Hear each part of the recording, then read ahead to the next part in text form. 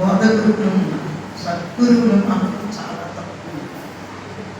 ఆ సత్యం ఎవరైతే చెప్తారో వాళ్ళు మాత్రమే సద్గురువులు. ఎవరు సత్యం అంటే పరమాత్మే సత్యం.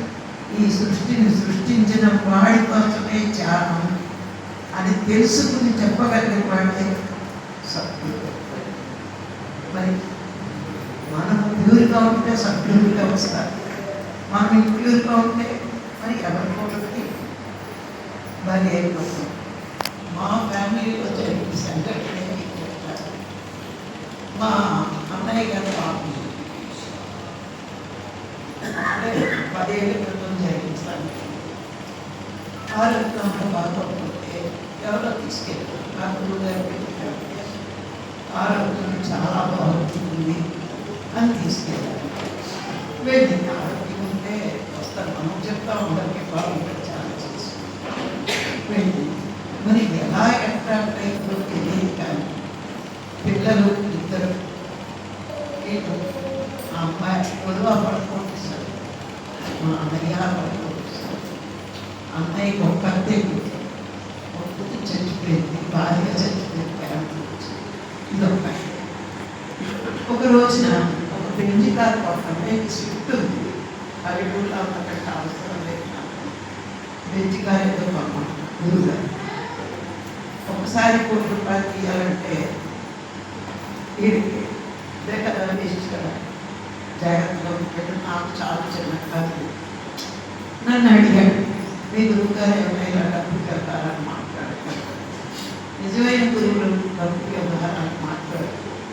మా గురువు దగ్గర నేను ఇప్పుడు మాకు ఏముందో చెప్పలేదు, ఆయన చెప్పాడు ఈ క్లాసులు చేయమని చెప్తారంటే ఏం చెప్పారు. వాడు ఆలోచించి చెప్తారు కానీ వెంటనే అక్కలేదు పడుతుందని చెప్తారు. అంటే టెస్ట్ చేసే మాకు 10 సంవత్సరాలు అయింది. అది వెళ్ళిపోయింది. ముందు వైజాగ్లోనే ఉంది, ఇప్పుడు ఎక్కడుందో తెలియదు. 2 పిల్లలు ఫస్ట్ నేను ఇంట్లో బయటకు వచ్చేసి చాక్లెట్లు చేసుకున్నామంటాను. ఆ తర్వాత పప్పులు పెట్టి ఉండటం అంతకు రూపాయలు పరీక్ష చేస్తున్నాను. అలా మా అల్లుడు వాళ్ళ ఈ చుట్టూ దగ్గర కూడా పెట్టి చూస్తే కదా అసలు చాలా పెద్ద ఫ్యామిలీ ఆయనకి అవసరం.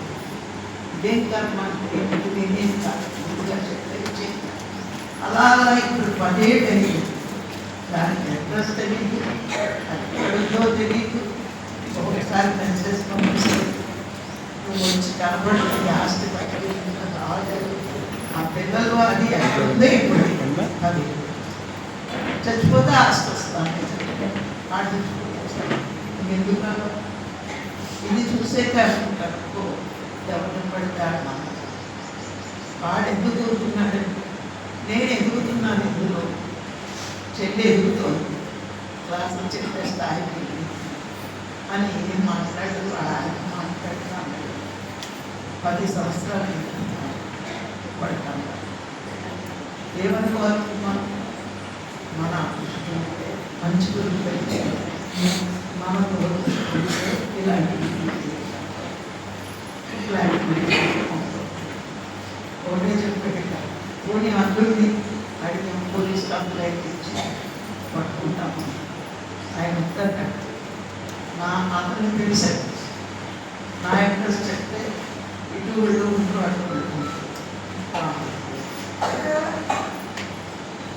ఇలాంటి వాళ్ళు కూడా ఉన్నారు. మన అదృష్టంతో మరి మనం సద్గురువు వ్యక్తి ఈరోజు ఎంత ఉన్నత స్థాయికి అంత ఆనందం లేకపోతే ఈరోజు ఎంతమంది ఇక్కడికి వస్తారని.